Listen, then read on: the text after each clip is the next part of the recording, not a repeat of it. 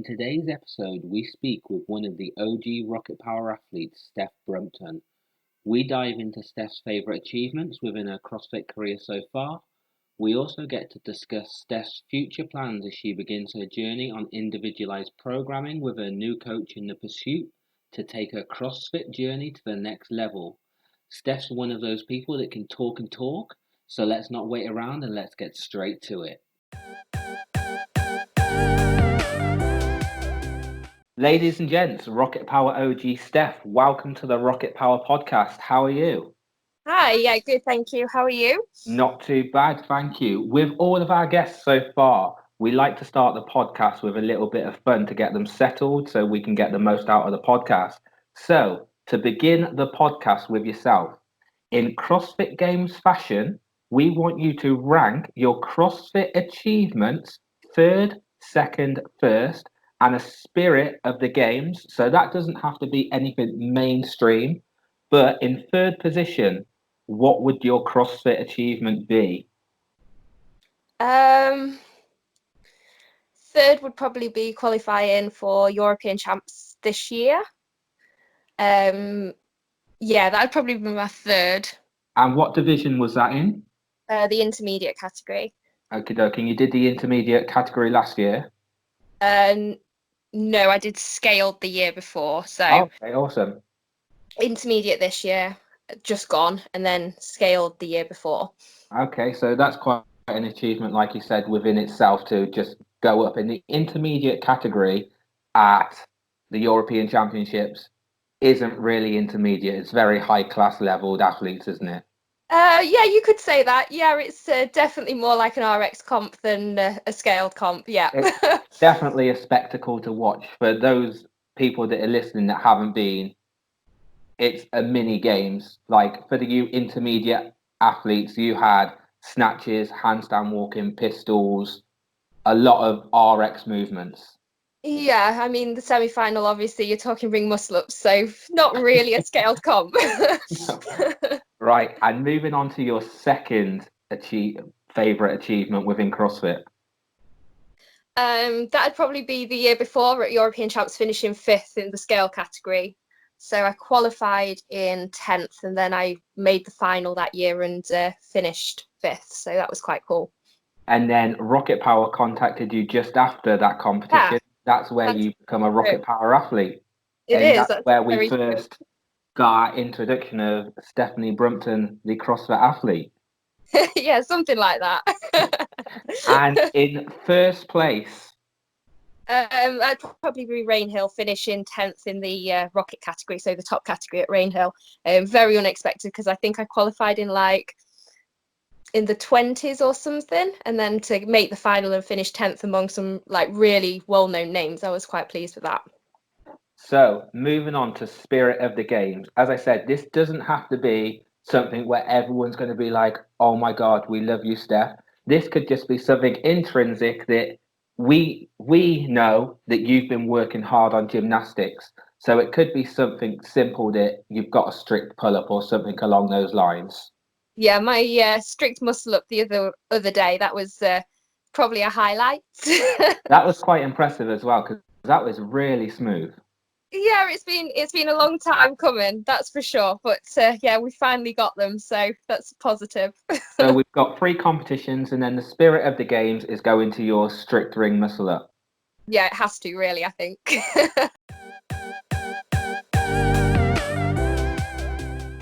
Majority of people listening to this podcast will want to know about you as a CrossFit athlete. So with that being said, let's go back to the beginning of your CrossFit journey. How did you get into CrossFit originally?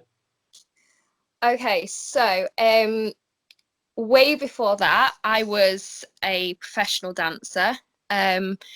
Unfortunately, towards the end of my career, I partially tore my Achilles, which kind of put me out of the dance world for a very long time. I tried to get back, and I did get back to a certain extent, but it was never going to be the same sort of thing. So, and I kind of lost my passion for that. So I took a different detour. I've always been really competitive in anything I've done. So I had to find something that was going to really replace that side of my life. And then someone said to me about training and stuff, and they were like, why don't you give CrossFit a go? And I found a box over like near where I live, and I thought, oh, I'll go along and give it a go. And obviously I'd watched the CrossFit games and stuff like that. As everybody does. Exactly. So I thought, oh, how hard can this be? And how foolish you were to think that, hey? Oh, yeah. So I went over, met some really cool people at the box near me. And yeah, started from there, really. And then someone was like, oh, you should try competing. And I was like, okay. I never really thought about it. I really did it to start with just as something different, like a variation in my fitness routine, and just something to keep me motivated, basically, with classes and something that was different. And then someone was like, oh, you should give it a go at competing. I think you do well. And I was like, okay, let's see what happens. So I started with like really small local comps. Got the bug for it, as everyone does that's competitive. And yeah, it just escalated from there, really. And I was kind of like, I really want to do this now. Yeah, so I just carried on from there. How did competing in CrossFit differ to competing in dance? Well, dance is very different because obviously it was more competing for the jobs rather than, because when I was young, so like from 5 to 16, I used to do dance competitions, which was competitive. But then obviously when I went into the professional side, it's more competing for who's going to get the job.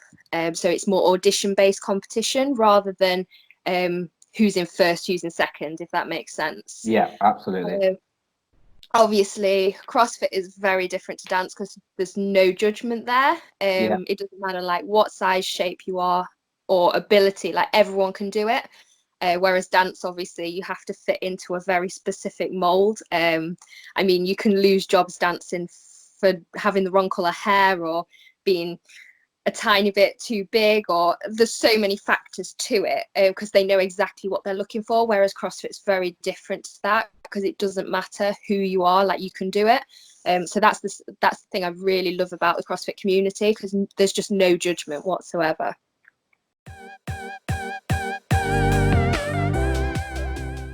So you dove into a little bit about your first competition. Can you tell us about your first competition to now where you want to be? We speak on a regular basis, you and I, and I know that you have some big goals within CrossFit. At what point did you realize you wanted to get serious within the CrossFit scene?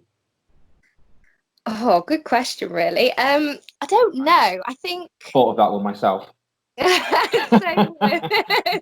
So obviously the very first comp I did was Scale the Heights. I don't know whether you remember that comp.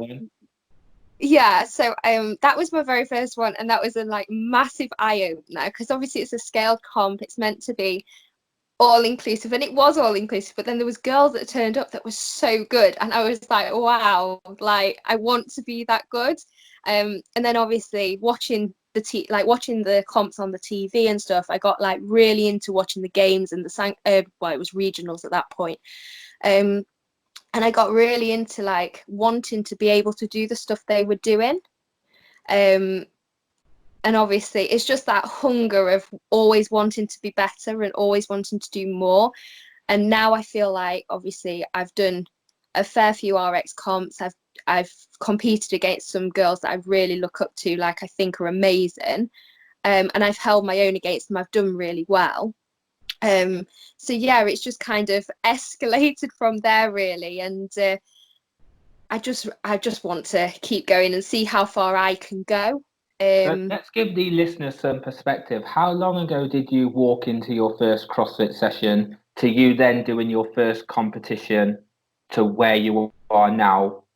How long would you say that you've been wanting to take it seriously? The last 6 months or slightly more? Yes, yeah. So I started CrossFit as a bit of fun, like as variation for training, probably 3 years ago.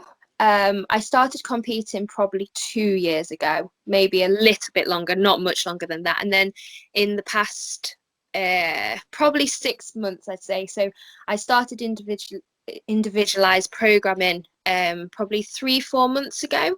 But I've known for a while that it's something I want to do. Like I wanted to progress, and I wanted to aim towards the sanctionals, and I wanted to go that direction. But then obviously it's just having the confidence to do it and the belief to do it, because you go up against these girls that are absolutely insane and you think, how will I ever compete against that? But it's just that belief, and it's just the confidence of having someone that supports you, having the backing, and just doing it, really. Yeah. Well, you're now part of the athlete programming. You've been part of that for a while, but you've recently changed coaches to a more individualized program. How much does the programming really differ between generalized programming and now having an individualized coach in Mitch program for you? So I'm probably a bit of a pain in the butt for Mitch, to be fair, because he's like, message me anything, blah blah blah. He's really supportive. So basically, he knows exactly where I want to be going. He's fully there to support me if I've got any questions or anything he can help me with. Like he helps with. And he knows for me a massive weakness of mine is gymnastics. So within my programming, it's very much based on improving the weaknesses in my game. So obviously with my engine and with my lifting, that's all pretty strong, and it's obviously not amazing, but it's there. Whereas the gymnastics side, I really struggle with. So even in the last 2 months, like my gymnastic strength has improved incredibly just from that specific programming. Whereas so if you're on just a generic program, I was finding that obviously I was doing everything all the time, but it wasn't specifically for me, so I wasn't getting the gains and the improvements as fast. So yeah, that's the difference I found. Just obviously it's catered for me, for my weaknesses and for my goals. So yeah. And for anyone following you on Instagram, you post a lot of your workouts. Can you tell us about the worst workout you've done since being on this program? We saw the other day that you did 50 rounds of 20 burpees. Yeah, it was 50 rounds, wasn't it? 20 burpees and 200-meter run. So that's like 500 or 1,000 burpees. Massive strong point. 1,000 burpees and 10K run. How long did that take? Nearly 2.5 hours. If we've got any competitors that want to rival that time, please put it in the comments below. I mean, I was slow, like I was dying. I would be after round 1, I think. Yeah, so he thought it'd be all fun because he did the 10,000 burpees for charity. He thought it'd be fun to make me do 1,000. Yeah, I really didn't like him that day much. And tell us about one of the other worst workouts that you've done other than that one, because a lot of them are pretty grueling. Yesterday you did one with so many rounds of 25 thrusters at 30 kilos and did every round unbroken. Yeah, so I quite like things like that. I like things that I'm a bit strange. I like things that make me suffer. Anything barbell, like cycling, I'm pretty good at holding on. So yeah, things like that I find quite fun. But I would definitely say, so from European champs a couple of years ago, the 600-meter row into, I think it was 80 double unders, 40 thrusters, and 20 bar muscle ups. That was the scaled comp, by the way. That one was pretty horrific, but I've spoken to people about that workout and they didn't mind that. That for me absolutely killed me, but I went all out on the row, so I think I ruined myself on the row, and the rest of it was just hanging on for dear life, basically. Well, I think in your athlete bio on the RocketPWR website, that is the workout that we've got up there when you said that was your worst workout to date. That sticks with me. Like, honestly, that one just sticks in my mind as the worst thing I've ever done. I think there's actually a picture after that workout that's really good. Like, I'm dead.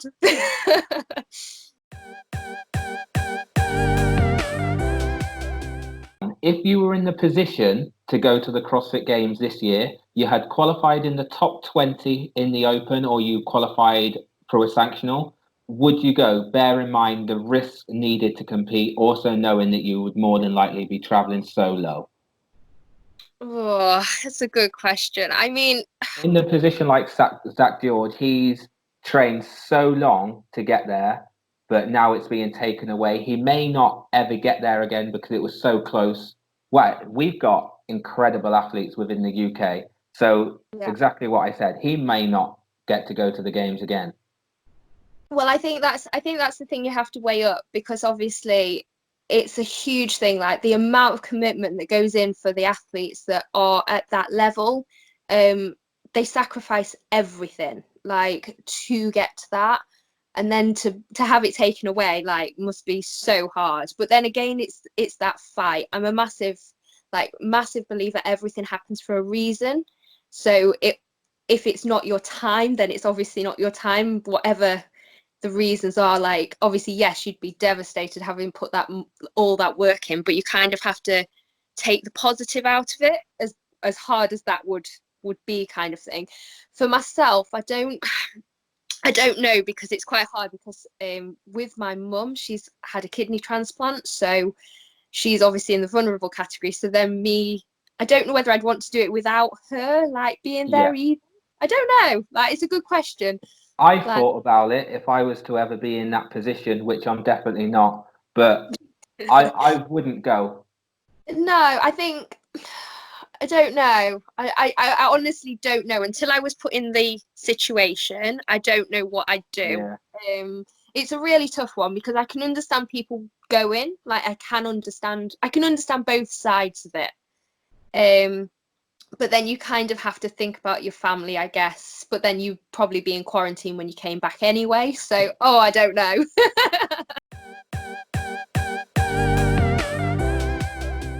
Talk a little about the Rocket Power Challenge series. You haven't taken part as your programming is so full on, but you programmed a couple of challenges for it. The first of which being the mobility challenge, and we had loads of people tagging Rocket Power and you in their stories. Um, did you expect such a huge response and so many people to tag you in their stories?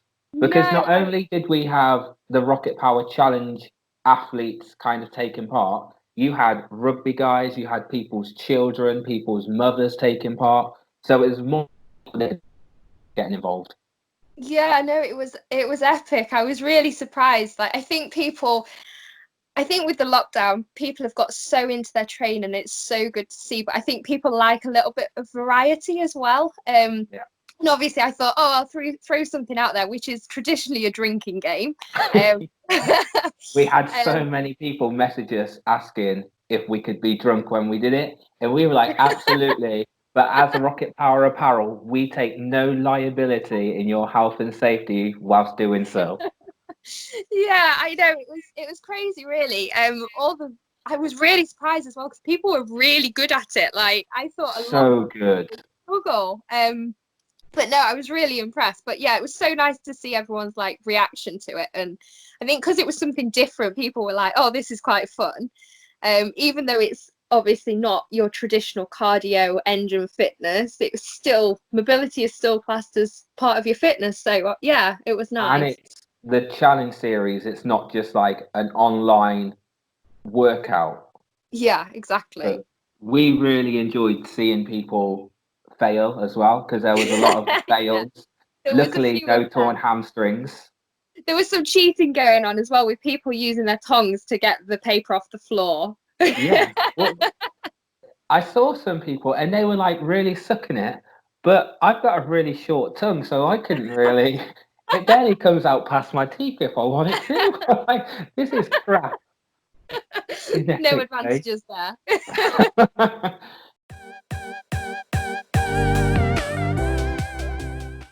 We mentioned in your intro that you're the OG Rocket Power athlete. You've been an athlete with us from the point where we were in a position to have a couple of athletes. You've seen us grow as a brand and as Rocket Power Apparel, and also the team around you grow as we brought on board other athletes and ambassadors.